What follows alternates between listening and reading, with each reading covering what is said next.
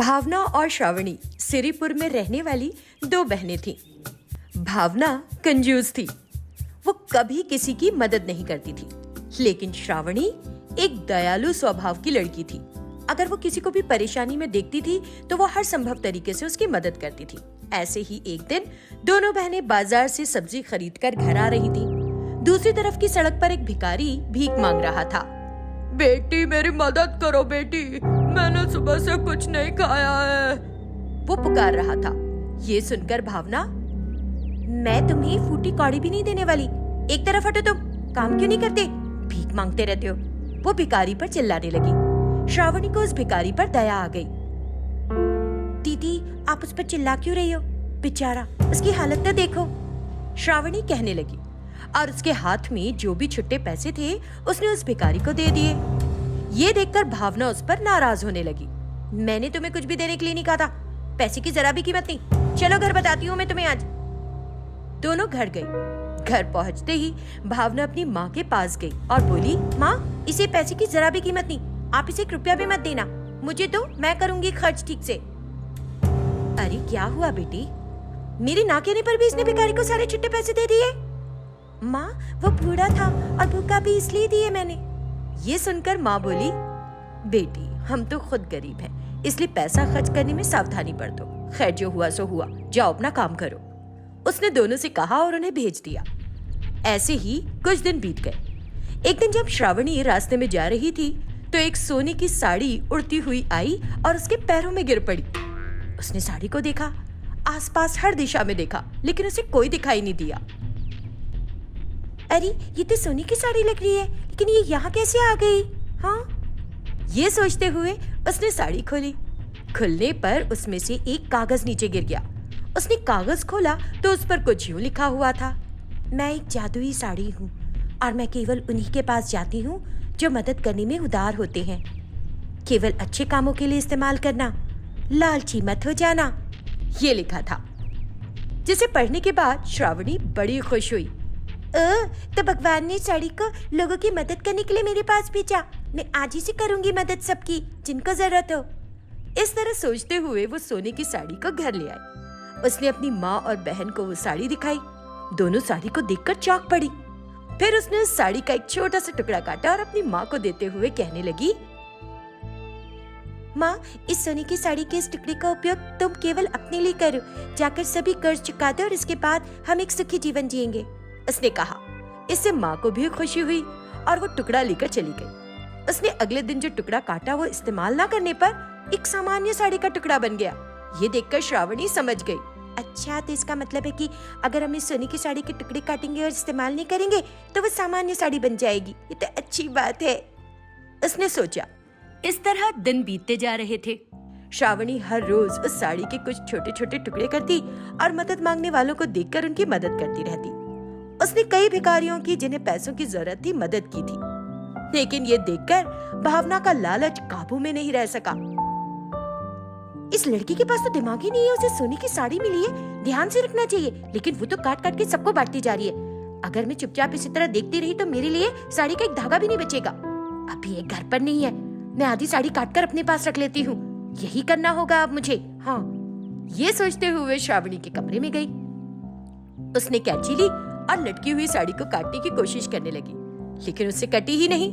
बहुत देर तक कोशिश करते करते वो थक गई और बोलने लगी, अरे ये कैंची से कट क्यों नहीं रही है, मुझे लगता है इसे अपने हाथ से फाड़ देना चाहिए, उसने सोचा और कैंची को एक तरफ रख दिया और अपने हाथ से साड़ी को फाड़ने की कोशिश की। तभी अचानक उसके चेहरे पर एक जोर का तमाचा पड़ा। मैं तो मर गई। वो बुरी तरह डर गई और वहां से भाग खड़ी हुई। जब श्रावणी आई तो उसने अपनी बहन के चेहरे पर निशान देखे।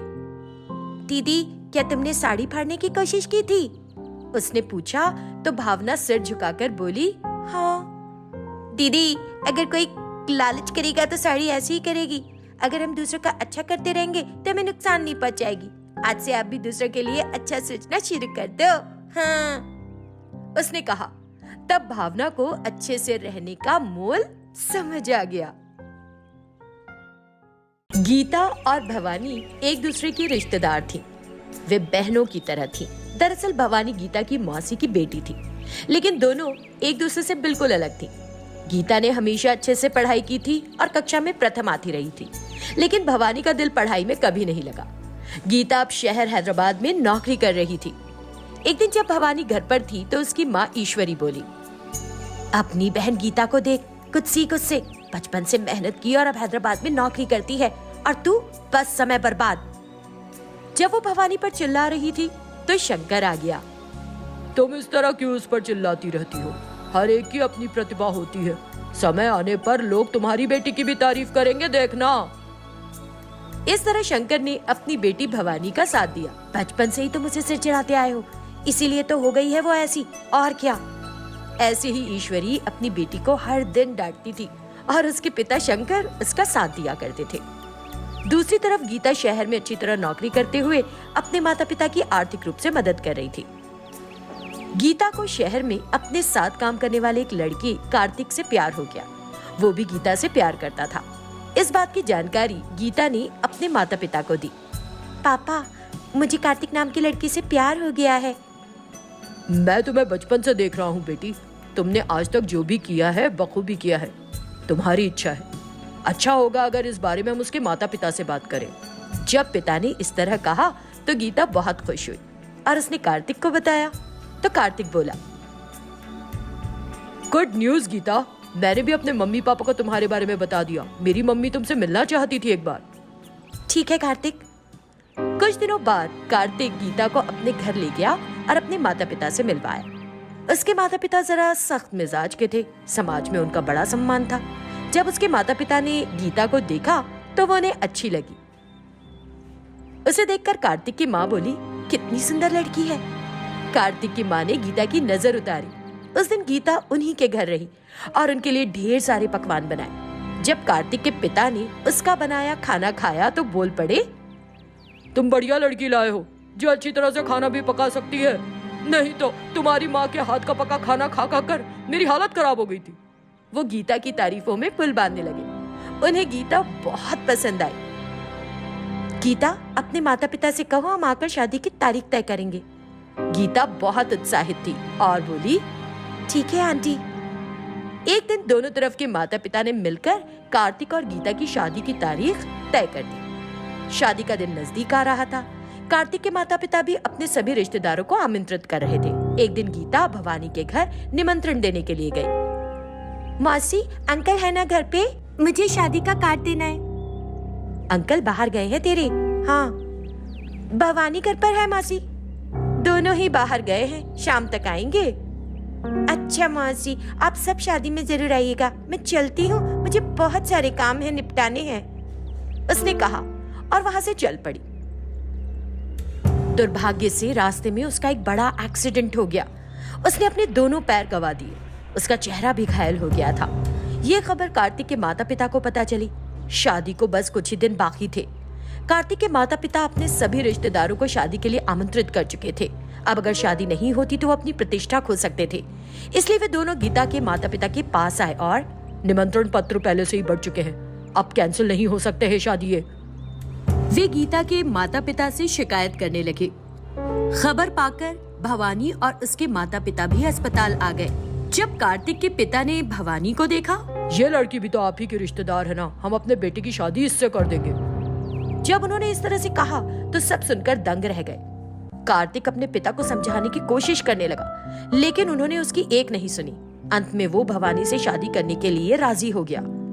शादी का दिन आ गया। शादी को लेकर सभी काफी खुश थे। गीता चुपचाप दूर खड़ी कार्तिक को दूल्हे के रूप में देख रही थी। पंडित जी मंत्र पढ़ रहे थे। जब भवानी और कार्तिक की गांठ बांध रहे थे तो गीता की आंखों में आंसू थे।